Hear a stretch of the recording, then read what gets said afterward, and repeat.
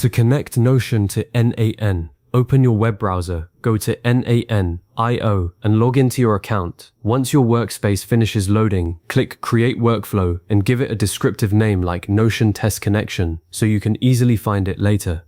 Click the plus button to add a node, search for Notion and select it from the list. That's the core action that starts everything. The Notion node is your gateway for building automations between your workspace and hundreds of other apps. Now, wait for the Node Settings panel to appear on the right side of the editor. Click the Credentials field and select Create New Credential. If prompted, choose Notion API. This is the standard method for connecting external tools.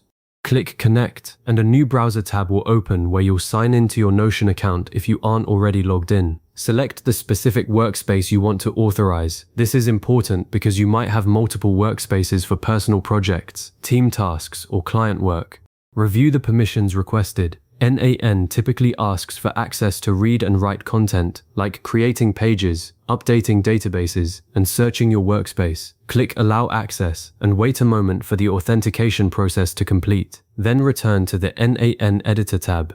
Back in the Node Settings, verify that your new Notion credential now appears in the Credentials field. Select it, and you're ready to configure the operation. Under the Resource dropdown, choose either Database Page or Page, depending on what you want to create.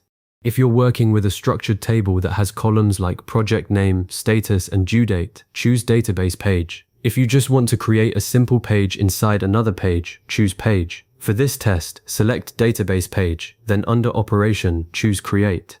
Click the Database or Parent Page field. Here you'll pick the specific database or page where the new content will live. A good practice is to first create a separate test database in Notion, named something like N8N Testing, so you don't accidentally mess up your real project data while experimenting. Now enter a title for the new page or record, something simple like Test Entry from N8N.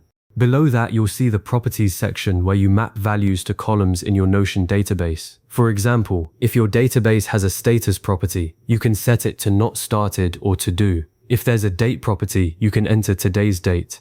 The exact fields depend on how you designed your database, so take a minute to check your Notion database structure before configuring the node. This mapping step is where most beginners make mistakes. They forget that property names must match exactly, including capitalization.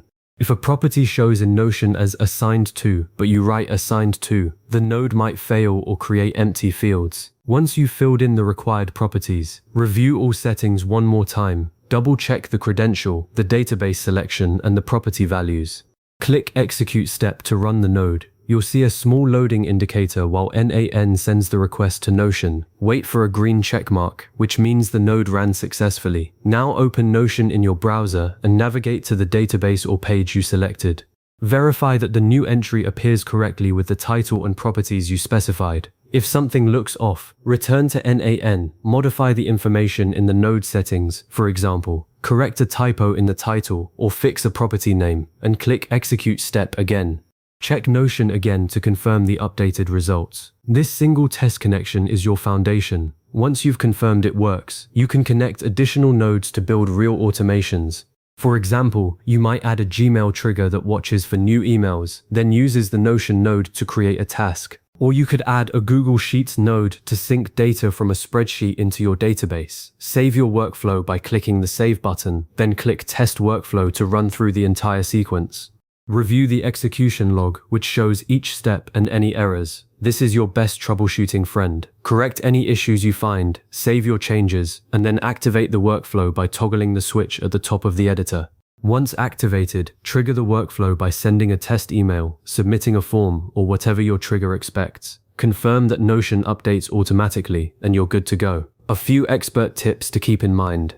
Always design your Notion database before building the automation. Organize your properties, choose the right types like text, date, or select, and decide what each field should contain.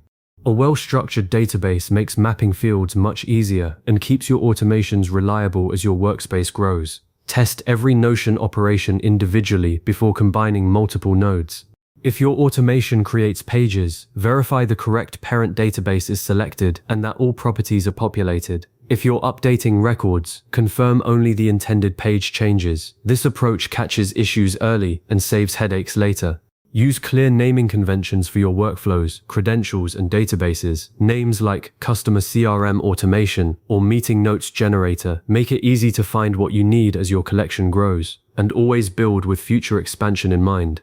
Many automations start simple, maybe just creating a database entry, but later expand to include email, Slack, Google Sheets, or AI services. Keeping your workflow organized from the start will make it much easier to maintain and improve over time. With your Notion workspace now connected to N8N, you've unlocked the ability to automate tasks that previously took manual effort, and you can revisit these steps anytime you need to set up a new integration.